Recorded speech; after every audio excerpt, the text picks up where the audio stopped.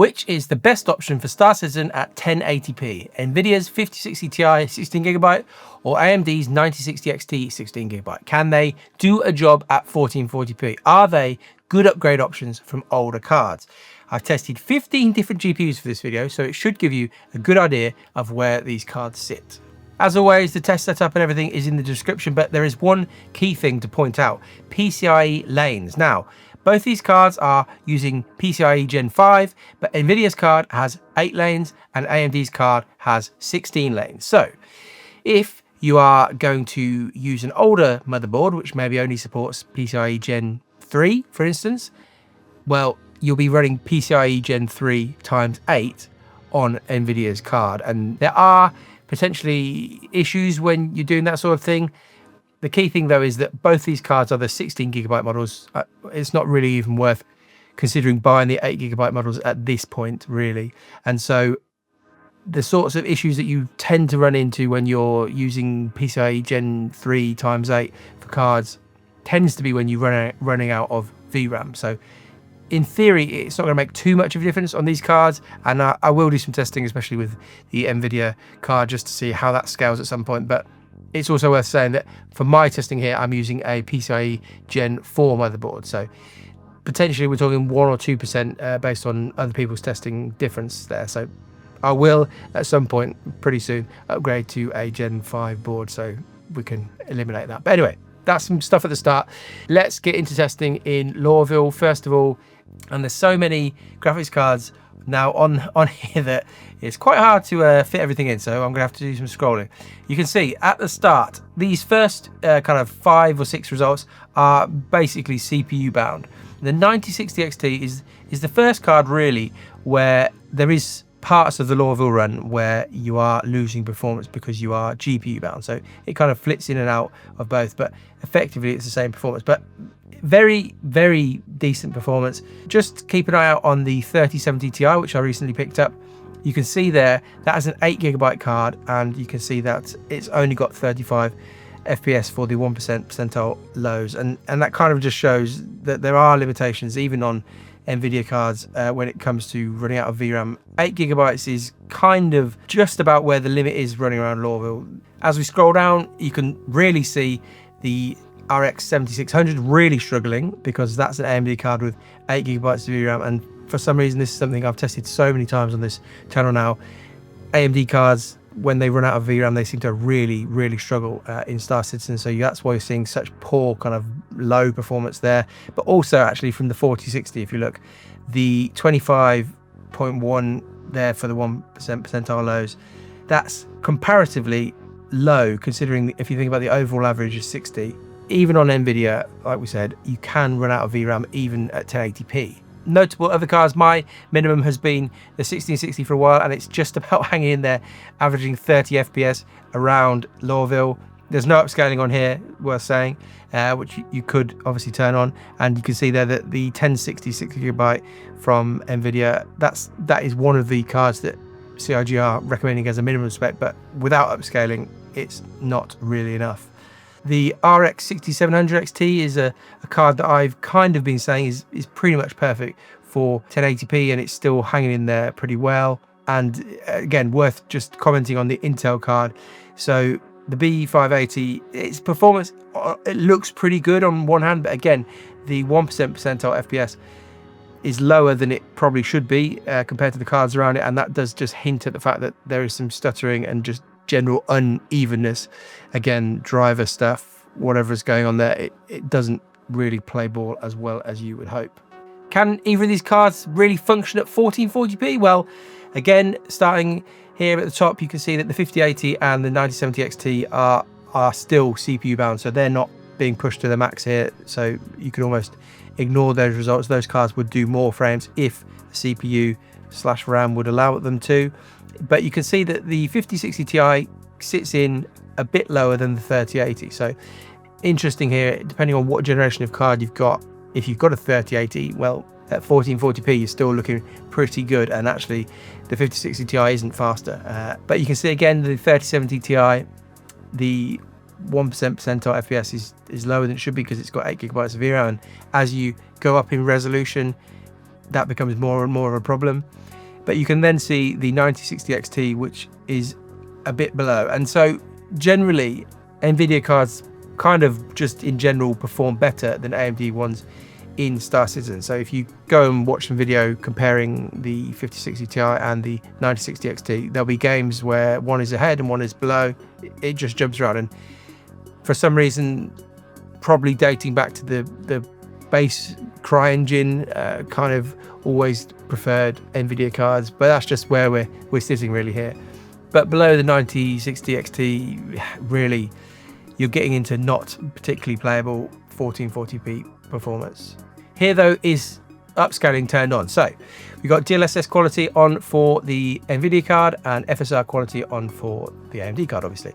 Now you can see that upscaling effectively makes these much more playable at 1440p. And so at a push in certain parts of the game, as we'll show you in a minute, you could play at 1440p on these cards, but I wouldn't be going out buying one of these cards for 1440p. I think they're just a bit undercooked.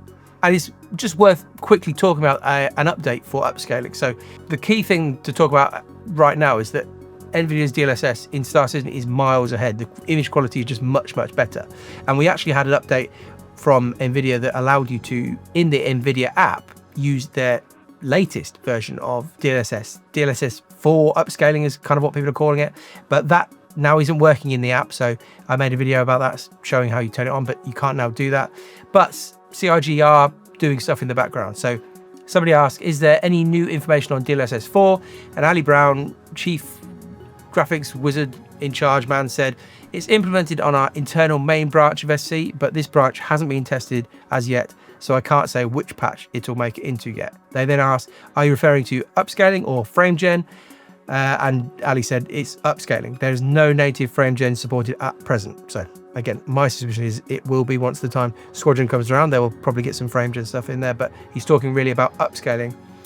He said then FSR remains unchanged for now. I've not taken a look recently, but my recollection was that it's more dev time to support FSR 3 on D3D, DirectX 11, at the same time as FSR 4 on Vulkan, which is not supported on D3D.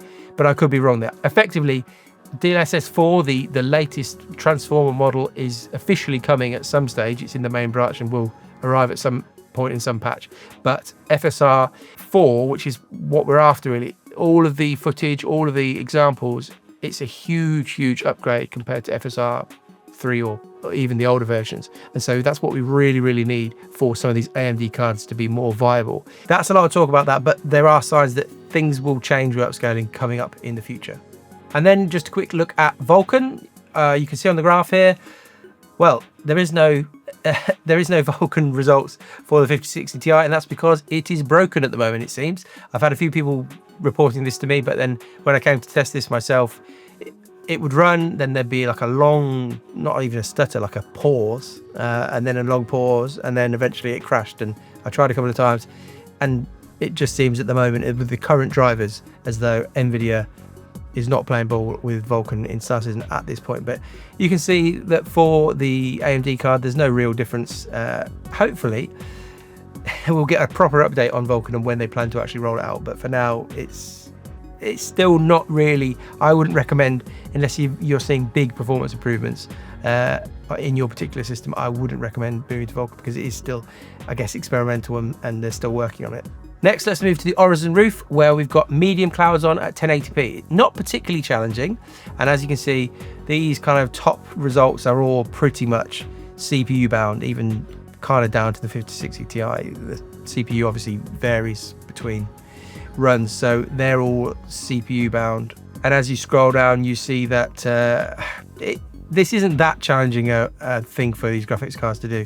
Only when you get down to something like the 2060 do you drop below 60 FPS. So I then popped on very high clouds for these two cards just to see how they perform, and you can see again a bit of an advantage again for the 5060 Ti. They are now GPU bottlenecked, not CPU bottlenecked, so you can really see how these cards are performing, and you can see that there is a 10 FPS difference in this case, and again we're going to pretty much see that the whole way through, that the NVIDIA card is a bit ahead, but there is a price difference between these, crucially. At 1440p, you can see that only really those top three cards are anywhere near really being CPU bottlenecked with 1440p, you've increased the workload on the GPU quite a lot. Interestingly here, the gap between the 9060 XT and the 5060 Ti has kind of shrunk in some ways, and I could speculate, could be all sorts of things, could be memory stuff, it could be PCIe lane stuff that we were talking about before, but yeah, they're still completely playable. And again, even a card like the 1080 Ti, you're okay in this sort of scenario, hitting 50-ish FPS. Let's then look at some upscaling with the very high clouds as well. So you can see the top two results there are for the 5060 Ti and the 9060 XT, upscaling from 1080p to 1440p with very high clouds, which look significantly better than medium clouds. This is a good result, and these cards are very decent. But again, overall, I'm just not sure these would be a recommended thing for 1440p. Out into space where we can get a very pure, clean result. So the 5080 here is actually still not bottlenecked by the GPU itself. It's still on the CPU. The 9070 XT is bottlenecked by the GPU still at 1080p here, but we're talking crazy frames, over 200 FPS. That you can see that the 9060 XT and the 5060 Ti, yeah, they both are very playable. Again, the 5060 Ti is a bit further ahead. And then you can see basically really nice scaling, pure scaling, where there's nothing really going on in the background. There's no clouds or anything. This is just how these cards perform in Star Citizen. And so lots of cards here that, I mean, space is not demanding anyway, but even really down to the 1660, these are playable. Everything's fine in space. At 1440p, now everything is GPU bottlenecked. And again, you can see the scaling. You can see that the 5060 Ti and 9060 XT are still completely fine, no complaints whatsoever. If you're just only going to stay in space and just stare at nothing, then you could easily play with these at 1440p. Quantum travel though, it is fairly demanding, and you can see that the 5080 is a fair way out in front here. The 5060 Ti and the 9060 XT, again, there's a bit of a gap between them, a fair gap between them really, and this might kind of be related to the fact that AMD cards have always not done quite as well in quantum travel as you might expect they would compared to NVIDIA cards. And if you scroll down to the 6700 XT, you can see that that card is actually much faster than some of the ones above it. But again, in quantum travel particularly, it really struggles. And I don't know why. And to be fair, we are getting there will eventually be a rework for quantum travel, so this could all change. But currently, this is how they scale. And at 1440p, now we're dropping under 60 FPS for both these, and you'd probably say that 960 XT result 40 FPS is not ideal if you were actually going to try and play this at 1440p. And so let's pop on to upscaling, and you can see that, yeah, again, with upscaling from 1080p to 1440p, you've got these cards running again pretty nicely, and yeah, no complaints with those frame rates when you're upscaling. Here is just a bit of a run around checkmate, and you can see, first of all, with the 9060 XT, we're at 1080p, and it's totally fine and playable. You're never going to complain about this at 1080p, and it looks pretty decent in this sort of scenario. I mean, we are just walking around the station, but we're at points hitting 100 FPS. It's pretty decent performance. And as we switch over to the 5060 Ti, you can see that, again, it's pretty much the same. We're hovering around the 80s, but there will be points in this kind of run around the station where things improve. You can see actually that there are parts of the game that even at 1080p, these cards they're not on the edge, but they're not smashing it completely like you see. We are now outside checkmate, and we're kind of just flying around the structure of the station. And this is a very demanding thing for the game to render, it seems. So there are some stutters here, but I think that's probably because the shaders are compiling. This is basically the first time I'd been outside here, so I wouldn't pay too much notice to that. They will disappear as all the shaders get compiled. But we are kind of below 60 FPS at 1080p, and so it does show that there are parts of the game that are pretty heavy going. And then if we switch to the 5060 Ti, it's hard to necessarily compare these directly because they're different parts. I'm at a different distance maybe from the station, but in some ways actually things are slightly worse, slightly lower. It's kind of more kind of lower 50s rather than high 50s, and so yeah, it might be that this particular scene is harder for the NVIDIA side than it is the AMD side. Next, I went down to an outpost just to get a look at how kind of FPS gameplay would be for these cards, and you can see flying down, still in the 50s, which I think is totally acceptable for this kind of range of card. Whilst you're in the cockpit and got the MFDs on, things are pretty heavy. But once you've hopped out and got rid of those horrible MFDs that kill all your performance, see that performance jumps up a bit. But we are still in that sort of 60 FPS, 50s sort of range. And again, I mean, in theory, you could use upscaling here. You could upscale from 720p, and that isn't a great experience. But when, again, the shaders are compiling here, so forgive the little stutters. They do disappear once the shaders are all done. But we are really looking for FSR4 and NVIDIA's DLSS 4 upscaling stuff to be in the game before we would even want to consider upscaling from 720p. The enemies don't necessarily go for me here, but if I skip ahead a bit, you can see they actually I came down very casually with no armor or anything, and they did take me out, but then I came back again. You're still around this kind of mid 50s, and I think probably for most people at 1080p, you obviously, at this sort of range, you're not looking to spend all your money. You're looking to get something that's relatively cost efficient. So I think targeting around the 60 FPS mark makes sense. And it's worth saying that we would hope that CIG would actually optimize the game somewhat here. We often talk about the fact that the CPU is the problem, the main thread is the main thing holding back performance, but there are scenarios like these where they still probably need to just optimize the assets and just the whole GPU pipeline. Lots of complicated stuff, but we could still do the GPU running faster than it does, if that makes any sense. And let's just switch quickly over to the 5060 Ti just to show you the same. I couldn't get a mission for the same one, but you can see flying down to the planet. It's again hard to compare directly because we're not flying to the same place or anything like that. Performance potentially looks a little bit better, but then we got down to this little abandoned outpost, and again we're seeing the same sort of thing. We're kind of hovering in the mid 50s, and again it's not a like for like comparison, but it just gives you an idea of how these cards would perform if you were just going out playing the game, doing some FPS combat. So let's just talk about the price a little bit, because it does make quite a big difference in this case. I picked up my 9060 XT 16GB for $314.99.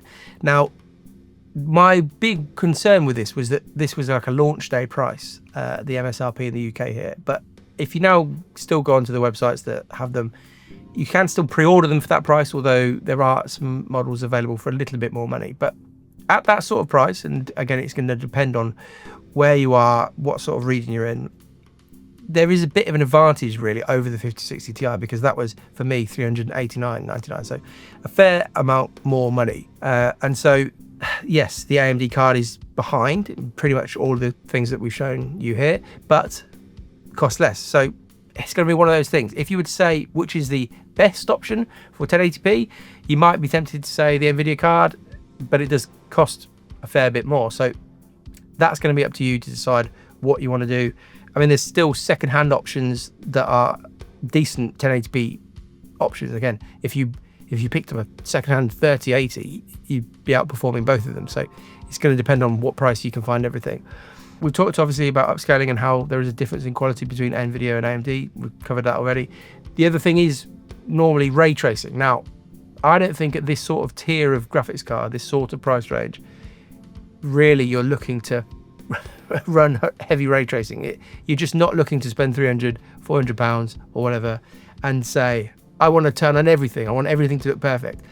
We have no idea though how CIG are going to implement ray tracing. We know it's coming. We know they're doing things.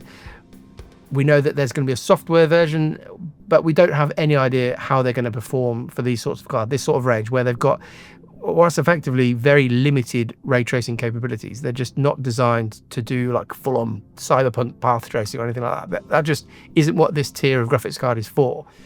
But I'm going to keep these both, and then at the point in which CIG does turn on the tap of ray tracing, I'll compare them. But I don't think you should probably figure ray tracing into your thinking for graphics cards at this sort of tier, because realistically the NVIDIA card is going to have an edge. Even though this latest gen of AMD graphics cards, they've improved their ray tracing capabilities quite a lot and it's now much more respectable, still the NVIDIA cards are going to be ahead. So I would expect in most games, and you can look at other reviews out there, the 5060 Ti will be ahead for ray tracing, but I just don't think it really matters for these cards. And so it's tricky. The price is quite appealing of the 9060 XT.